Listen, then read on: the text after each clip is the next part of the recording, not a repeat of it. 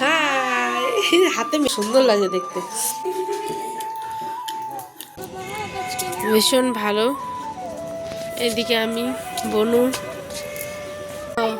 আচ্ছা টাটা করো, এই যে টাটা করো, টাটা। এই ফুলটা দেখলে মনটা ভালো হয়ে যায়। দাঁড় নানি, এই তো ছিল ঈদের পরের দিন বাবার বাড়ি যাওয়ার ব্লগ। গিয়ে নিয়ে কার সাথে এনজয় করলাম, কি কি খেলাম, সমস্ত কিছু এই ছোট্ট ব্লগখানিতে তোমাদের সাথে শেয়ার করবো। আশা করছি ভালো লাগবে। প্লিজ স্কিপ না করে পুরো ভিডিওটা দেখার জন্য অনুরোধ রইল তোমাদের কাছে। হাই, আমি দিনাজপুর থেকে পাই। আশা করছি সকল বন্ধুরা ভালো আছো, সুস্থ আছো। আমিও তো অনেক ভালো আছি, সুস্থ আছি। এখন কিন্তু আমি চলে এসেছি শ্বশুর বাড়িতে। কিন্তু বাবার বাড়িতে কি কি এনজয় করেছি চলো শুরু করছি আজকের নতুন ব্লগ। রাস্তা দিয়ে যাওয়ার পথে চোখগুলো পড়লো এই ভুট্টা গাছে। জানো, দেখি কত ক্ষতি হয়েছে, দেখো মানুষের কোটি কোটি টাকার লস। জানো, এই গ্রামে আমাদের চাষবাসটাই হচ্ছে মেন একটা কাজ, বিশেষ করে গ্রামের লোকের, ঠিক আছে। কিন্তু এই যে দেখো গাছগুলো এখন নষ্ট হয়ে গেছে, ভেঙে পড়ে গেছে, একেবারে কি বলবো, একদম চোখে দেখার মতো দৃশ্য না বন্ধুরা। ঝড় বৃষ্টি যেহেতু পড়ে গেছে, তাই ভাবলাম চলো কিছু করার নেই, উপরওয়ালার কাছে এটুকু তো আবার যাতে সামনেবার বছরটা ভালো হয় সকলের। এই দেখতে দেখতে আমরা চলে আসলাম আমাদের গ্রামের পথ ছেড়ে শহরের পথে, টুকটুক করে উঠে গেলাম। এই রাস্তাটা পুরো সিনেমার মতো সুন্দর যেন। তারপরেই চলে আসলাম মিষ্টির দোকানে। ভাবলাম যে একটু তোমাদের সাথেও শেয়ার করি। দেখো কত রং বেরঙের সন্দেশ, কত মিষ্টি। আমি এত মিষ্টির নাম জানি না, কিন্তু দেখে সমস্ত কিছুর মধ্যে আমার প্রিয় মিষ্টি কি বলতো, লাল মিষ্টি, আর সাথে হচ্ছে কাঁচা সন্দেশ।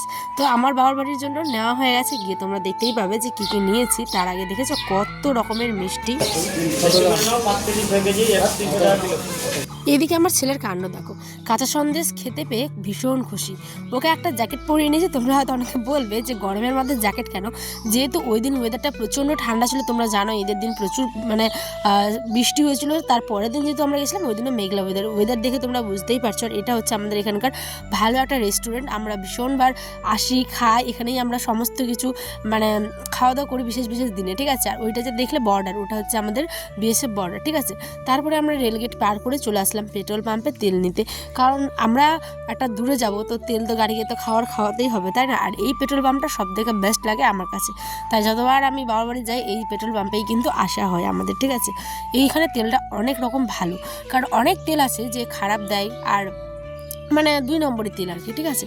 তারপরেই আমার চেনা শহরের দিকে আমি এগিয়ে চললাম। এই যে বাড়িতেও চলে এসেছি, এসে এত এক্সাইটমেন্ট, আমি আর ঢোকার ভিডিওটা একদম তোমাদের সাথে শেয়ার করতেই ভুলে গেছি। মানে ফোন যে অন করবো এরকম মুহূর্ত নেই, সবাই এই ডাকে সেই ডাকে, মানে একটা অন্যরকমের আনন্দ। আর এইদিকে বন্যে এসছে 155 টাকায়, দেখো কত সুন্দর মেকআপ প্রোডাক্ট, ঠিক আছে। এটা হচ্ছে মেকআপ ফ্লেক্সার কী যেন ছিল। তো এটা হচ্ছে গিয়ে সব থেকে লাস্টে মেকআপটা সেট করার জন্য যেটা স্প্রে করতে হয়, তারপরে আইলাইনার, মাস্কারা দুটো। এটা হচ্ছে একটা জেল, মানে মুখে কোনো মানে ফ্রেশ করার আগে আর কি মুখে দিতে হয় আর কি, ঠিক আছে এটা। তারপরে দুটো লিপস্টিক, আইলাইনার, ওটা তো বললাম ফেস পাউডার, তারপর হচ্ছে হোয়াইট টোন একটা পাউডার, এটা হচ্ছে একটা ড্রপের মতো করে দেয় না, সিরাম টাইপের, ঠিক আছে। তারপরে আইল্যাশ, তারপর দেখো এখানে একটা ফাউন্ডেশন, তারপরে যে মেকআপটা তোলার জন্য একটা টিস্যু, মেকআপটা সেট করার জন্য যে একটা হয় না বাম্প টাইপের আছে, ওইটা মানে ভীষণ ভীষণ ভালো। 8-10টা জিনিস একসাথে 155 টাকায়, শুধুমাত্র মিশো থেকে, ঠিক আছে।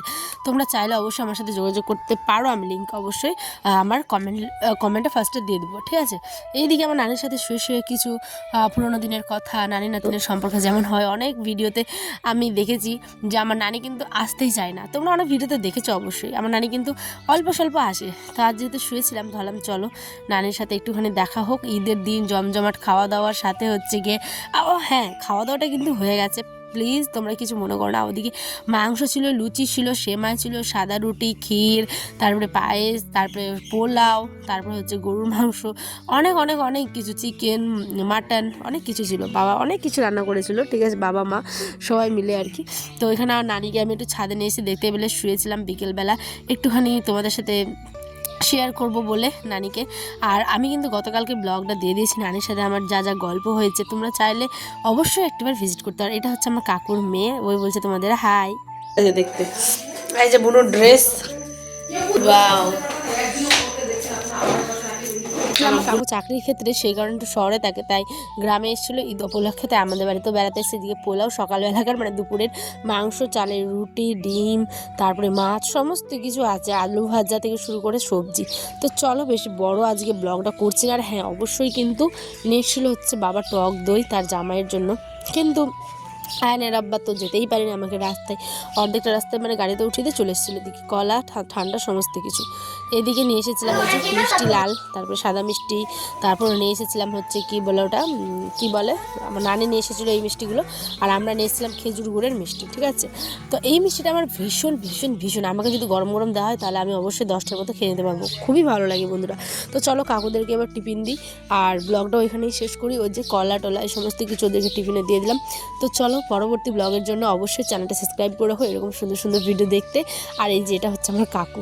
তো চলো, আল্লাহ হাফেজ, সকালে ভালো থেকো, সুস্থ থাকো, দেখা হবে অন্য একটি ব্লগে।